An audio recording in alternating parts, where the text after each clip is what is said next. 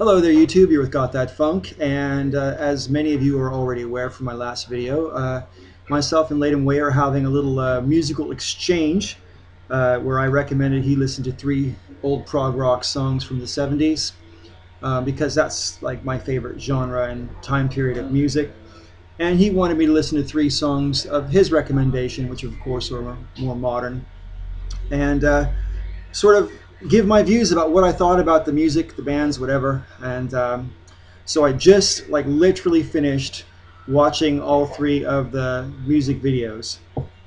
And so I'm going to address LatumWay directly. Jacob, I liked the first song by Motion City Soundtrack quite a bit.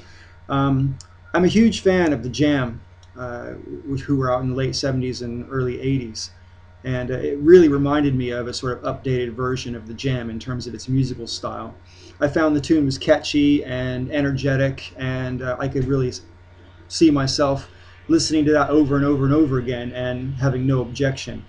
And one of the things I think about music, you know a song is really good to you when you know you could listen to it over and over and over again without getting sick of it too soon. The second song by Stepdad, which was called My Leather, My Fur, My Nails. I didn't find the song objectionable in any way, shape, fashion, or form. It did seem a little bit, it kind of drifted for me musically. It didn't seem to know what it wanted to be. And I didn't hate the song by any stretch of the imagination. And maybe if I listened to it more often, it would grow on me. I don't know. But I have to say that I sort of felt it wasn't the kind of thing I would seek out to listen to more often. Unlike Motion City Soundtrack, which my other half here tells me she's going to look for and put on her iPod. So you won one of us over with that one for sure.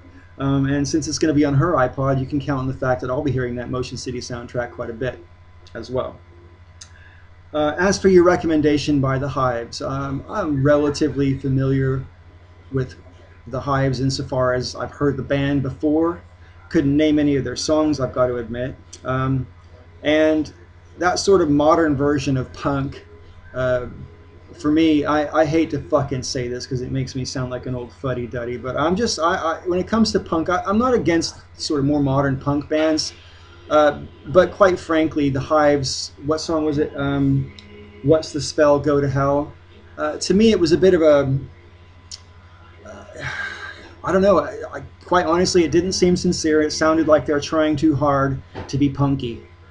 Fair comment?